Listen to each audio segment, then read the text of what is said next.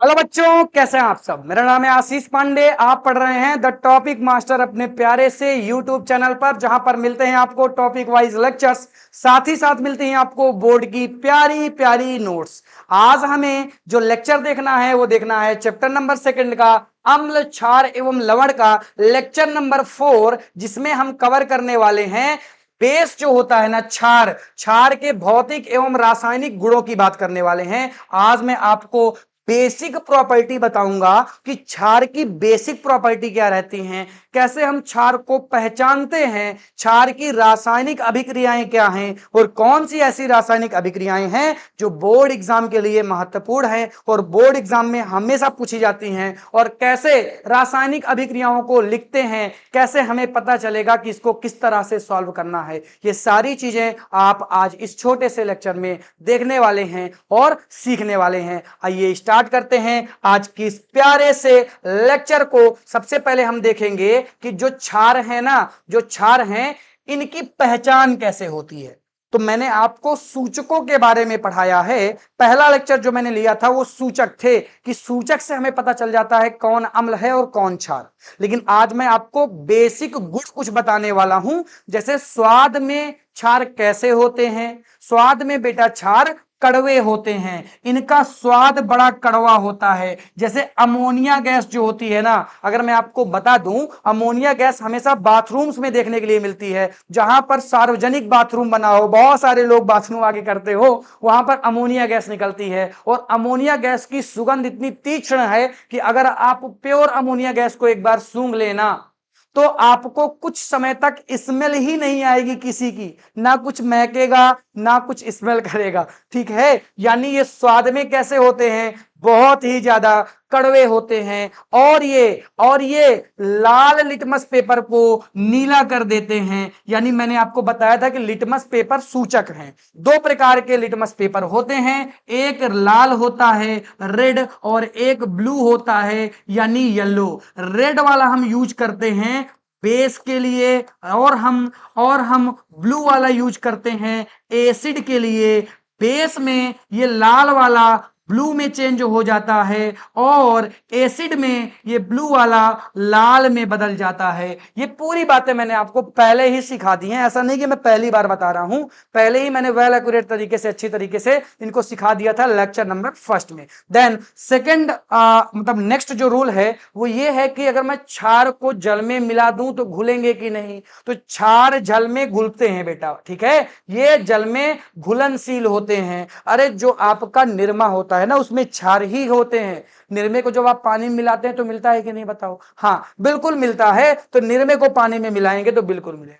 साथ ही साथ जो क्षार होते हैं ये OH- आयन देते हैं, और अगर इनको मैं छूऊं तो ये साबुन की भांति चिकने होते हैं। क्षार कैसे होते हैं, छूने में चिकने होते हैं। और किस तरह का चिकनाहट है, साबुन के जैसी। जब आप साबुन को टच कर रहे होते हैं तो वैसे ही टच किसका होता है, क्षार का होता है। अब मुझे आपको यह समझाना है कि ये OH- आयन का क्या रोल है। आइए कुछ एग्जांपल लेते हैं। जैसे मैं ले लेता हूं NaOH को, पहले नंबर में दिखा हुआ है, ठीक है। तो ये हो गया आपका NaOH। अब जैसे ये अमोनिया है ना, अमोनिया अगर आप देखेंगे तो यहां पर लिखा हुआ है NH3।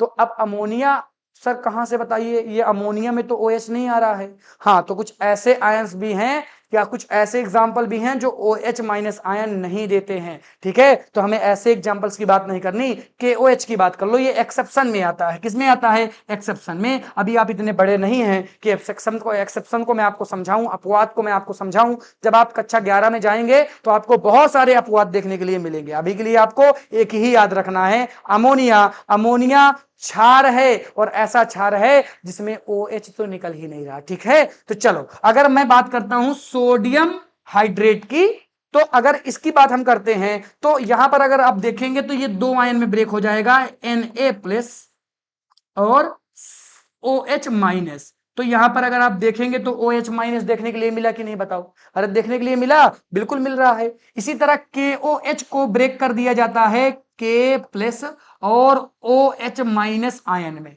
यानी जो क्षार होते हैं लगभग सभी क्षार कैसे आयंस देते हैं? OH माइनस आयंस को देते हैं। क्या ये बातें क्लियर हैं? क्या ये सारी बातें आपको क्लियर हैं जो मैंने आपको बेसिक प्रॉपर्टी बताई? अब नोट्स कहां से मिलेंगी? तो यही आपकी नोट्स है जो हम लिख के लाते हैं, जो हम पढ़ाते हैं, उसके अलावा कुछ पढ़ने की आवश्यकता नहीं है। सारी चीजें यहीं से पूछी जाएंगी। क्रॉस चेक करें और जब बोर्ड के एग्जाम आपका हो जाएगा तो मैं आपको दिखाऊंगा कि कौन सी स्लाइड से कौन सा क्वेश्चन आया है। बहुत ही वेल एक्यूरेट नोट्स दी जाती हैं, तो जल्दी से इसको छाप लें। जल्दी से सभी बच्चे इसे छापें। क्या सभी बच्चों ने इसे छापा? क्या चलो ठीक है, ठीक है, स्क्रीनशॉट ले लें। छापने का मतलब ये है, ठीक है। चलो आ जाओ, अब हम क्षार की बात करते हैं। तो क्षार बहुत ही बेसिक सी बात है। क्षार दो प्रकार के होते हैं, प्रबल क्षार और दुर्बल क्षार। यानी कि एक तो ऐसे क्षार हैं जो मजबूत होते हैं, प्रबल होते हैं, एक तो दुर्बल प्रकार के क्षार भी होते हैं। इनके उदाहरण इंपॉर्टेंट हैं, इनके उदाहरण वेरी इंपॉर्टेंट हैं। तो सभी बच्चे इनके उदाहरण को ध्यान से देखेंगे, ध्यान से समझेंगे, क्योंकि अगर आपने ये चीज मिस कर दी ना तो आगे आपको अभिक्रियाओं को समझने में प्रॉब्लम आएगी। क्योंकि आपको ये नहीं पता होगा कि इसको मैं सोडियम हाइड्रोक्साइड बोलता हूं, इसको मैं पोटेशियम हाइड्रोक्साइड बोलता हूं। कौन प्रबल है, कौन दुर्बल है, ये सारी चीजें आपको नहीं पता चलेंगी तब तक जब तक आप इस चार्ट को नहीं पढ़ेंगे, नहीं सीखेंगे। देखिए, जो प्रबल क्षार होते हैं ना, जो प्रबल क्षार होते हैं, जैसे NaOH हो गया, KOH हो गया, CSOH हो गया, CaOH हो गया, LiOH हो गया। अगर आप देखेंगे तो ये सभी लगभग ये सभी एक OH माइनस को कंटेन करके रखे हुए हैं। यानी एक OH माइनस यहां पर देखने के लिए मिलेगा और जो बन जाएंगे वो सभी मेटल बन जाएंगे। यानी जैसे इसकी बात करता हूं तो यहां पर सोडियम यानी Na प्लस बन जाएगा और OH माइनस अलग हो जाएगा। यहां पर आपका K प्लस बन जाएगा, यहां पर आपका CS प्लस बन जाएगा, यहां पर आपका Li प्लस बन जाएगा। इस तरह से ये ब्रेक हो जाएंगे जब इनको आप पानी पर डाल देंगे, जब इसको आप वाटर में डाल देंगे। सभी के नाम आपके सामने हैं। इसको मैं सोडियम हाइड्रोक्साइड आयन बोलता हूं, इसको मैं पोटेशियम हाइड्रोक्साइड बोलता हूं, इसको मैं सीजियम हाइड्रोक्साइड बोलता हूं। बहुत सारे बच्चे कहेंगे सर हिंदी मीडियम में आप ये इंग्लिश के कहां से लेके चले आए हैं? अरे इंग्लिश में मत लिखाइए सर। तो बेटा जी, आपका जो केमिस्ट्री वाला पार्ट है ना, और यहां तक कि साइंस की अगर मैं बात करता हूं ना, तो आगे इंग्लिश से ही मिलेगी। और मैं ये नहीं कह रहा कि आपको इंग्लिश से याद करना है, इसी को बेटा हिंदी में भी आप लिखिए। हिंदी में अलग से कुछ नहीं होता। सोडियम हाइड्रोक्साइड को सोडियम हाइड्रोक्साइड ही बोलते हैं पहली बात तो आप हिंदी से बड़े प्यारे से लिख लें सोडियम हाइड्रोक्साइड, ठीक है। इसी तरह सभी के नाम आप लिखें। कुछ दुर्बल क्षार ऐसे होते हैं, जैसे पहले नंबर में मैंने अमोनिया लिखा, बच्चे नहीं पहचान पाते हैं कि अमोनिया एक तरीके का क्षार है। इसको मैं क्या बोलता हूं? अमोनिया बोलता हूं। PbOH का होल ट्वाइस, AlOH का होल थ्राइस, CuOH का होल ट्वाइस, ऐसे करके बहुत सारे एग्जांपल आपके सामने हैं। सभी के नाम आपके बगल में लिखे हुए हैं। तो ये नाम आपको याद रखना है। डायरेक्ट क्वेश्चन आएगा ना तो ऐसे पूछेगा कि सीजियम हाइड्रोक्साइड की अभिक्रिया इसके साथ करा देने पर क्या बनेगा। तो अगर अपने को यही नहीं पता कि सीजियम हाइड्रोक्साइड का फार्मूला CSOH होता है तो कैसे हम अभिक्रिया को कराएंगे? नहीं करा पाएंगे बच्चा, नहीं करा पाएंगे। आइए अब हम आगे बढ़ते हैं, इसके बाद की चीजों को देखते हैं। अब हम पढ़ने वाले हैं रासायनिक अभिक्रियाओं को। क्षार की रासायनिक अभिक्रियाएं बहुत ही ज्यादा इंपॉर्टेंट है, वेरी इंपॉर्टेंट है। क्षार से जब क्वेश्चन आए हैं आप देखेंगे 2 ही 3 क्वेश्चन जो क्षार से पूछे गए हैं, और जितनी बार क्वेश्चन आया है वो रासायनिक अभिक्रियाओं से ही आया है। और पार्टिकुलर 1 ही 2 रिएक्शन हैं जिन्हें आपको पढ़ना और याद रखना है। यानी क्षार का वेटेज बहुत ही कम है, एसिड से ज्यादा क्वेश्चन पूछे जाते हैं। क्षार से जो क्वेश्चन है बहुत ही कम है, इसलिए क्षार को ज्यादा सीरियस नहीं लेना और बढ़िया तरीके से, हाँ लेकिन पढ़ना तो देखो है, और नोट्स सभी की बनाना है, सभी का स्क्रीनशॉट साथ ही साथ लेते चलना है। ओके ठीक है, चलो आ जाओ बात करते हैं। जब हम बात करते हैं क्षार की, और क्षार की अभिक्रिया हम अम्लों के साथ करा देते हैं। सेम अभिक्रियाएं तब मैंने आपको पढ़ाया है जब मैं बता रहा था कि अम्ल की अभिक्रिया क्षार के साथ करा दो। अरे बात तो दोनों एक ही है, या तो अम्ल की अभिक्रिया क्षार के साथ कराओ या तो क्षार की अभिक्रिया अम्ल के साथ करा दो। अगर आपने अम्ल की अभिक्रियाओं को देखा होगा, रासायनिक अभिक्रियाओं को, वेरी इंपॉर्टेंट था वो वीडियो, तो आपको ये सारी रिएक्शन पहले से आती होंगी, लेकिन नहीं देखा तो मैं आपको बता देता हूं। जब क्षार की अभिक्रिया अम्ल के साथ कराई जाती है तो उत्पाद जो बनते हैं ना, जो उत्पाद बनते हैं वो सॉल्ट बनता है। सॉल्ट का मतलब होता है लवण बनता है। क्या बनता है? लवण। और साथ ही साथ वाटर बनता है, H2O बनता है। और ट्रिक भी मैंने बताई थी बच्चा कि कैसे आप इनको सॉल्व करेंगे। आपको सबसे पहले वाटर को बना के निकाल देना है। यहां से आपको क्या करना है? वाटर को बना के निकाल देना है। और जो सॉल्ट है ना, मुझे कैसे पता चलेगा कौन सा सॉल्ट बनेगा? तो अपने को पता नहीं चलाना। H2O के बाद जो बचा होगा वही सॉल्ट होगा। जरा ध्यान से देखो, ये OH निकल गया, ये H निकल गया, क्योंकि इन्होंने वाटर बना लिया है। यानी इनको काट देता हूं, चलो, ये निकल गया और ये निकल गया। यहां पर बचा Na और यहां पर बचा Cl। अब ये मत लिख दीजिएगा ClNa। ये क्या होता है भाई? अरे ऐसा कुछ होता है क्या? बताओ। ये ClNa लिख के मत चले आइएगा, ऐसे कुछ होता है क्या? नहीं। आपको पता होना चाहिए कि यहां पर जो बनेगा वो NaCl बनेगा। लेकिन सर कैसे पता चला कि पहले किसको लिखेंगे? तो बेटा चार्ज के ऊपर पहले पॉजिटिव चार्ज को लिखते हैं, फिर निगेटिव चार्ज को लिखते हैं। सोडियम के ऊपर पॉजिटिव चार्ज और क्लोरीन के ऊपर निगेटिव चार्ज होता है। नहीं आता है वैलेंसी, देखिए वैलेंसी निकालनी नहीं आती है। और हमें कैसे पता चलेगा सर कि यहां पर NaCl ही होगा? यहां पर Na2Cl नहीं हो सकता क्या? यहां पर Na2Cl नहीं हो सकता क्या? बिल्कुल नहीं हो सकता। ना ये हो सकता, ना ये हो सकता। प्रॉपर इसके रीजन हैं। अगर ये रीजंस आप देखना चाहते हैं तो एक वीडियो मैंने बना रखा है जिसमें मैंने बात की है कि रासायनिक अभिक्रियाओं को कैसे करवाते हैं, कैसे हम समझ पाएंगे कि कौन सी रासायनिक अभिक्रियाएं क्या बनाएंगी और किस फॉर्म में बनाएंगी, किस रेशियो में बनाएंगी, किस अनुपात में बताएंगी। तो बहुत ही ज्यादा इंपॉर्टेंट वो वीडियो है, नीचे उसकी कमेंट आपको मिल जाएगी। और अगर आपको देखना है तो हमारे वीडियो पर अभी आप जाकर देख सकते हैं, वीडियोस में पड़ा होगा कहीं ना कहीं, ठीक है, हमारे यूट्यूब के वीडियोस में। ओके ठीक है, चलो आ जाओ बात करते हैं नेक्स्ट वीडियो की, सॉरी नेक्स्ट रिएक्शन की। वीडियो की बात कर रहा हूं, ठीक है, चलो आ जाओ नेक्स्ट रिएक्शन की बात करते हैं। इस बार हमें सोडियम, सॉरी इस बार हमें नाइट्रेट की अभिक्रिया। अरे भैया क्या हो जाता है बच्चा तुमको? क्या कोई बीमारी हो गई है क्या तुम्हें? हट जाओ, हटो हटो हटो हटो हटो हटो हटो, हटा दिया, ठीक है। चलो आ जाओ देखते हैं। अगर मैं नाइट्रिक एसिड की अभिक्रिया इसके साथ करा दूं, अमोनियम हाइड्रेट के साथ करवा दूं, यानी ये बेस है और ये एसिड है, ये अम्ल है और ये क्षार है।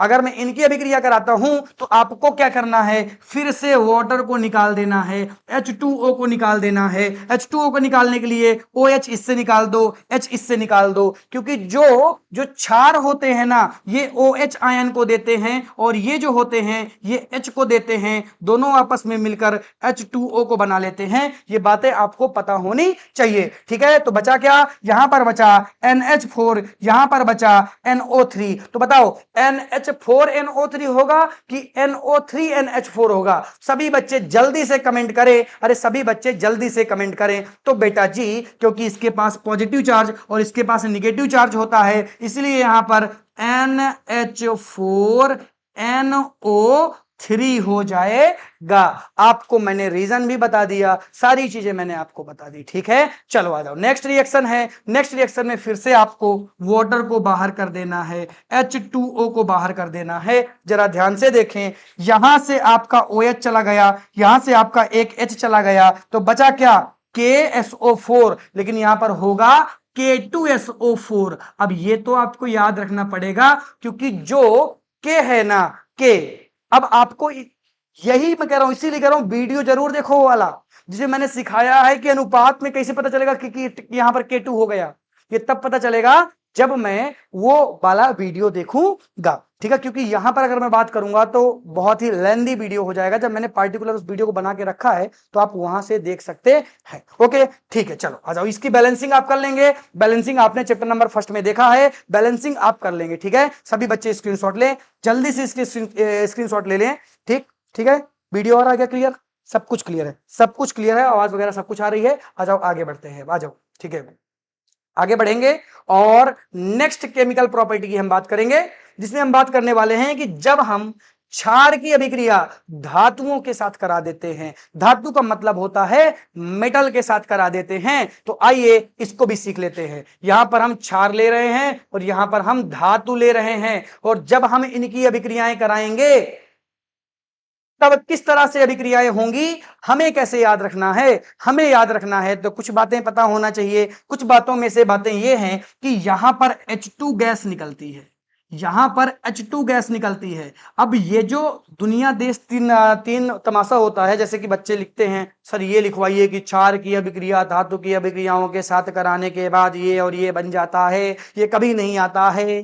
ठीक है, आपको केवल कॉन्सेप्ट पकड़ना है, जो आता है वो अभिक्रियाओं से आता है, जो आता है वो अभिक्रियाओं से आता है, इनके नाम से आता है, तो आपको इनको पकड़ना है। ठीक है, जब मैं जिंक की अभिक्रिया करा देता हूं सोडियम हाइड्रेट के साथ तो क्या बनेगा, या मैं इसको सोडियम हाइड्रोक्साइड भी बोलता हूं तो क्या बनेगा, तो क्या बनेगा, आइए देखते हैं। आपको क्या करना है, आपको कुछ बातों को याद रखना है। जैसे यहां पर H2 गैस निकलती है। अब ये सभी अभिक्रियाएं ऐसी हैं कि अभी तक में मैं ये अभिक्रियाएं जो बताने वाला हूं इनमें थोड़े से मेथड कम लगेंगे, डायरेक्ट याद रखें ज्यादा अच्छी बात है। देखो आ जाओ कैसे ये अभिक्रियाएं होंगी। यहां पर जो आपको देखने के लिए मिलेगा वो क्या मिलेगा, वो बन जाएगा Na2ZnO3, साथ ही साथ हाइड्रोजन गैस मुक्त हो जाएगी। अब बच्चा इसको आप याद रखें, बेहतर है, फिर से कह रहा हूं इंपॉर्टेंट है। और ये अभिक्रियाएं ऐसे ही होती हैं क्योंकि यहां पर होता क्या है कि ऑक्सीजन हर बार ऐड होगी। ऑक्सीजन, ऑक्सीजन का मतलब ये O वाला मॉलिक्यूल हर बार ऐड हो जाएगा और जो मुक्त होगा वो हाइड्रोजन गैस है। ठीक है, चलो अब एल्यूमिनियम की अभिक्रिया करा देते हैं सेम चीज पर। तो यहां पर जो बनने वाला है वो बनेगा क्या, NaAlO2, NaAlO2 पार्टिकुलर इसका रीजन है। देखो जो एल्यूमिनियम है ना, सेंटर में कौन है, एल्यूमिनियम। जो एल्यूमिनियम है वो 3 की वैलेंसी को रखता है, मतलब मैक्सिमम वो 3 लोगों से जुड़ सकता है। तो यहां पर वो एक तो सोडियम के साथ जुड़ गया और 2 किसके साथ जुड़ गया, O2 के साथ जुड़ गया, बैलेंसी कंप्लीट हो गई। और साथ ही साथ में यहां पर क्या मुक्त हो गया, यहां पर हाइड्रोजन गैस मुक्त हो गई। कौन सी गैस मुक्त हो गई, हाइड्रोजन गैस मुक्त हो गई। नेक्स्ट अभिक्रिया है कि लेड की अभिक्रिया, मुझे सेम दोहराना है इसी पर।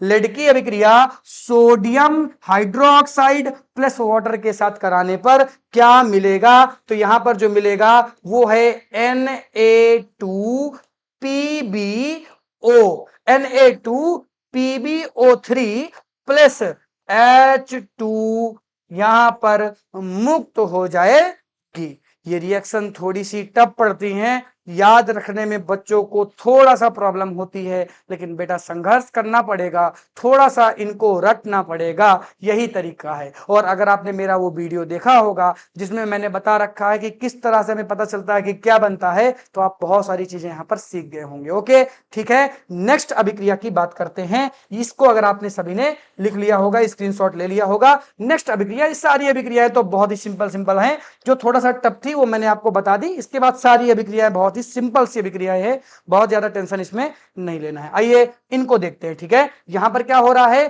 कि जब क्षार धातुएं अधातुओं के साथ अभिक्रिया करती हैं, अधातु यानी यहां पर धातुएं नहीं होंगी। जैसे यहां पर मैंने लिया है कार्बन डाइऑक्साइड, ये एक तरीके की अधातु है। यहां पर मैंने लिखा है SO2, ये एक तरीके की अधातु है। और ये सभी क्या हैं, ये सभी क्षार आ जाते हैं। जब इनकी अभिक्रियाएं मैं अधातुओं के साथ करा देता हूं, किनके साथ करा देता हूं, अधातुओं के साथ, तो आपको याद क्या रखना है, आपको याद रखना है कि यहां पर जो बनेगा वो क्या बनेगा, यहां पर जो बनेगा वो सभी में आपको H2O निकालना है। अगर आप ये समझ जाए कि क्या निकालना है तो फाइनल प्रोडक्ट तो अपने आप बना देंगे। कैसे बना देंगे, बहुत ही अच्छी तरीके से ध्यान से देखिएगा, बहुत ही अच्छी तरीके से ध्यान से देखिएगा। आपको करना क्या है, यहां से H2O को निकाल देना है। तो जब आप H2O को निकाल देंगे तो आप देखेंगे बचेगा क्या, CaCO3 प्लस H2O यहां पर फॉर्म हो गया। ठीक है, आ जाओ नेक्स्ट में। अगर आप H2O निकाल देंगे तो बचा क्या, Na और CO3, यानी कार्बोनेट बन रहे हैं। यहां पर क्या हो गया, NaCO3 प्लस H2O हो गया।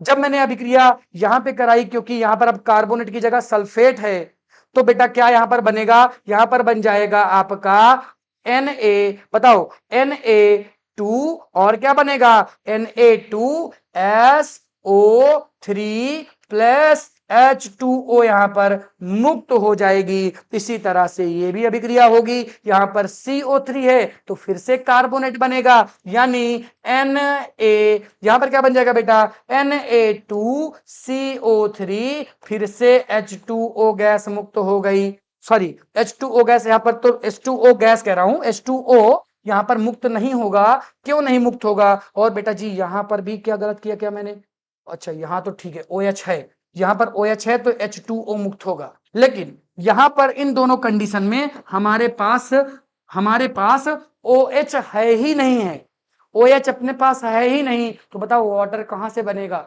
वाटर बनने के लिए अपने पास कुछ नहीं है, वेरी इंपॉर्टेंट है, ये इंपॉर्टेंट है, वाटर यहां पर नहीं बन पाएगा, रीजन कि अपने पास OH आयन ही नहीं है। इसी तरह यहां पर बन जाएगा Na2SO3, यहां पर आपको वाटर देखने के लिए नहीं मिलेगा। It is very important reaction, सभी बच्चे ध्यान से इन रिएक्शंस का स्क्रीनशॉट ले लें, बहुत ही ज्यादा इंपॉर्टेंट ये अभिक्रियाएं थी। जहां पर वाटर था वहां पर तो हमने वाटर निकाल दिया, कैसे, जहां पर OH था वहां पर तो हमने वाटर निकाला, लेकिन जहां पर है ही नहीं है, वहां पर जहां पर हाइड्रोजन ही ना हो तो बताओ वाटर कैसे बनेगा, नहीं बनेगा ना। तो ठीक है ये सारी अभिक्रिया आप लिख लें, बहुत ही ज्यादा इंपॉर्टेंट अभिक्रियाएं थी। और अब हम चलते हैं अपने लास्ट स्टेप पर, वेरी इंपॉर्टेंट है ये जो मैं आपको बताने वाला हूं।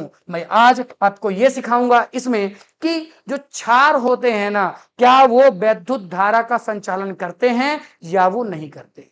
अगर मैं क्षारकों की बात करता हूं तो जैसे क्षार में NaOH को ले लेते हैं, और जब हम NaOH को बड़े से कंटेनर में डालते हैं जिसमें H2O है, तो यही NaOH इस कंटेनर में जाएगा तो Na प्लस और OH माइनस आयन बनाएगा, यानी ये मुक्त आयन दे रहा है, ये विद्युत का संचालन कर सकता है अगर इसका आयनीकरण हो रहा है। यानी जलीय विलयन में क्षार स्वतंत्र रूप से OH माइनस मुक्त करते हैं। अर्थात जो ये लाइन वेरी इंपॉर्टेंट है बेटा, ये लाइन, इस लाइन को आप अच्छी तरीके से समझें। अगर ये OH आयन को मुक्त कर रहे हैं यानी ये विद्युत का संचालन तो करेंगे, लेकिन जो प्रबल क्षार होते हैं वो पूर्ण रूप से जल में घुल जाते हैं, लेकिन जो दुर्बल क्षार होते हैं वो पूर्ण रूप से जल में नहीं घुल पाते हैं, आंशिक रूप से जल में घुल पाते हैं। यानी जो प्रबल क्षार हैं वो विद्युत का संचालन अच्छा करेंगे और जो दुर्बल क्षार है वो विद्युत का संचालन कम करेंगे। रीजन क्या है, क्योंकि जो दुर्बल क्षार हैं वो जल में आंशिक रूप से घुलते हैं और जो प्रबल क्षार हैं वो जल में पूर्ण रूप से घुल जाते हैं, इसीलिए विद्युत का संचालन अच्छा करते हैं और वो विद्युत का संचालन अच्छा नहीं कर पाते हैं। आई होप ये चीजें आपको समझ में आ गई होंगी। क्या ये सारी बातें आपको समझ में आ रही हैं? अरे बोलो समझ में आ रही हैं क्या? हाँ ठीक है, ये सारी बातें आपको समझ में आई। आज का लेक्चर थोड़ा सा ऐसा था कि हमने आपको ये कहा कि इन कुछ बातों को आप याद रखिए। वैसे हम कोशिश करते हैं कि हम सारी बातों को यहीं पर समझाएं, लेकिन कई अभिक्रियाएं ऐसी हैं जो आपको डायरेक्ट याद रखनी पड़ती हैं, जैसे आज की कुछ अभिक्रियाएं आपने देखी। वैसे सारी चीजें आपको बढ़िया तरीके से समझ में आई होंगी। अगर लेक्चर अच्छा लगा हो तो सभी बच्चे जल्दी से प्यारा प्यारा कमेंट करें। मिलता हूं आपसे मैं जल्द ही नए लेक्चर के साथ, नए दिन। टाटा बाय बाय, शुक्रिया।